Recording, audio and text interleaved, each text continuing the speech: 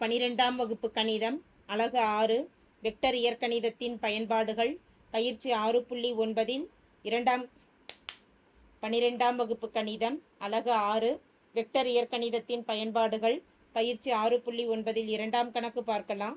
x + 2y + 3z = 2 மற்றும் x - y + z = 3 என்ற தளங்களின் வெட்டுக்கோடு வழி செல்வதும் 3, 1, -1 என்ற புள்ளியிலிருந்து 2/√3 தொலைவில் உள்ளதுமான தளத்தின் சமன்பாட்டை காண்க என கேட்கப்பட்டுள்ளது.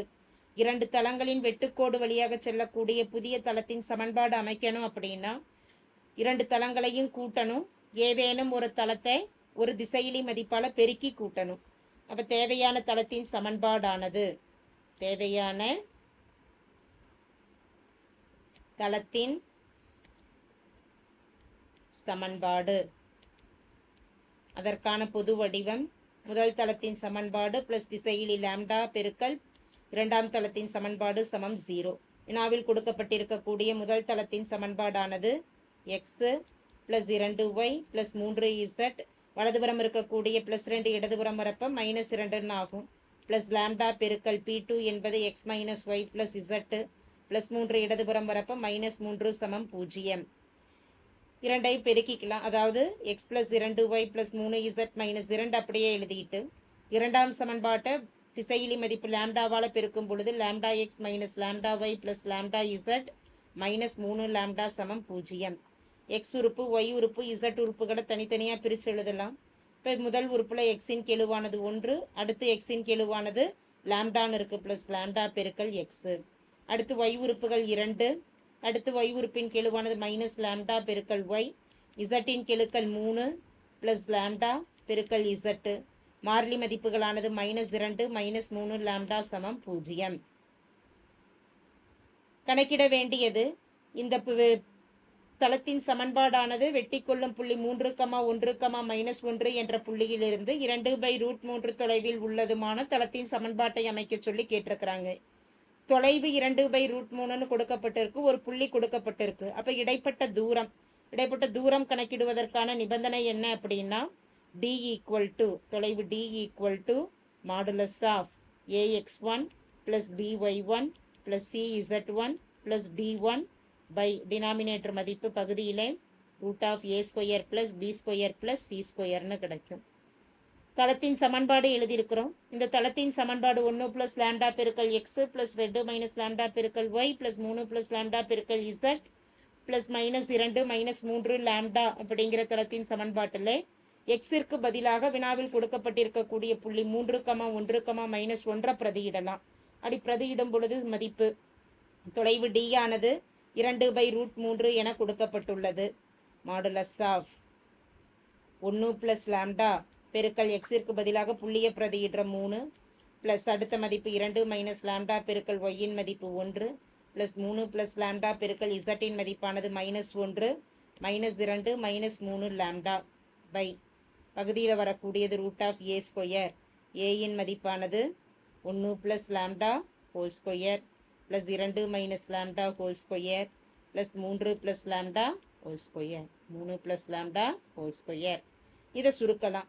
2/3 இடதுபுறமும் வலதுபுறமும் சமன்பாட்டை மாற்றி அமைக்கும் பொழுது 3ஆல் பெருக்கிக்கிட்டோம்னா 3 லாம்டா +3 1 பெருக்கல் 2 +2 - லாம்டா +× -3 லாம்டா -2 -3 லாம்டா பகுதி மதிப்பானது இதை சுருக்கலாம். a + b ஹோல் ஸ்கொயர் முற்றொருமையை பயன்படுத்தும் பொழுது a² 1² 1 2ab + 2 lambda +b² lambda square. அடுத்த மதிப்பு 2² 4 -2 பெருக்கல் லாம்டா 2 லாம்டா அதை ஒரு 2ஆல் பெருக்கும் பொழுது 4 லாம்டா லாம்டா ஸ்கொயர். 3² மதிப்பு 9 +6 லாம்டா 3 லாம்டாவை ஒரு 2ஆல் பெருக்கிக்கிட்டோம்னா 6 லாம்டா லாம்டா ஸ்கொயர். வலதுபுற மதிப்பு 2/√3 இருக்கு. தொகுதியில் இருக்கக்கூடியதில் +3 லாம்டா -3 லாம்டா 0 +3 -3 0 +2 -2 0.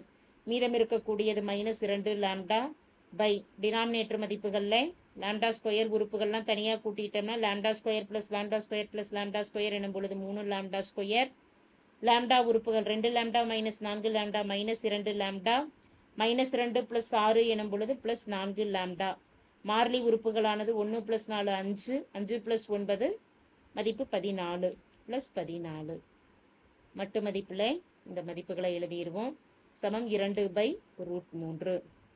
இந்த மாடுலஸை ரிமூவ் பண்ணுறோம். மாடுலஸ் இருந்ததுன்னா மட்டு மதிப்பில் மைனஸ் இருந்தாலும் ப்ளஸ்ன்னே எழுதுவோம். எனவே -√2 லாம்டா என்பதை -2 லாம்டா என்பதை எப்படி எழுதலாம்? 2 லாம்டா பை பகுதி மதிப்பானது √3 லாம்டா ஸ்கொயர் + 4 லாம்டா + 14 சமம் 2/√3. ரூட்டை கேன்சல் பண்ணுறதுக்காக இருபுறமும் வர்க்கப்படுத்தலாம். வர்க்கப்படுத்தும் பொழுது நியூமரேட்டரில் அதாவது தொகுதி மதிப்பு 2 வர்க்கப்படுத்திக்கிட்டோம்னா 4 லாம்டா பெருக்கல் lambda lambda square by root cancel ஆகிடும் 3 லாம்டா ஸ்கொயர் + 4 லாம்டா + 14. வலதுபுறம் வர்க்கப்படுத்தும் பொழுது 2 வர்க்கப்படுத்திக்கிட்டோம்னா 4, √3 வர்க்கப்படுத்தும் பொழுது ரூட்டு கேன்சல் ஆயிடுச்சுன்னா மதிப்பு 3. இருபுறமும் கிராஸ் மல்டிபிள் பண்ணலாம். 3 பெருக்கல் 4 முன்னாங்கு 12 லாம்டா ஸ்கொயர். வலதுபுற மதிப்பை 4ஆல் தொகுதி மதிப்பு தொகுதியில் கன்வெர்ட் ஆகிறப்ப பெருக்கல்ல மாறும். 3 லாம்டா ஸ்கொயர் + 4 லாம்டா + 14ன்னு கிடைக்குமா? இப்போ 12 லாம்டா ஸ்கொயர் 4ஆல் பெருக்கும்போது என்ன மதிப்பு? 12 லாம்டா ஸ்கொயர் ப்ளஸ் 16 லாம்டா 14 பெருக்கல் 4 எனும் பொழுது மதிப்பு 56. இருபுறமும் 12 லாம்டா ஸ்கொயர் கேன்சல் ஆக போக இடதுபுற மதிப்பு 0, 16 லாம்டா + 56.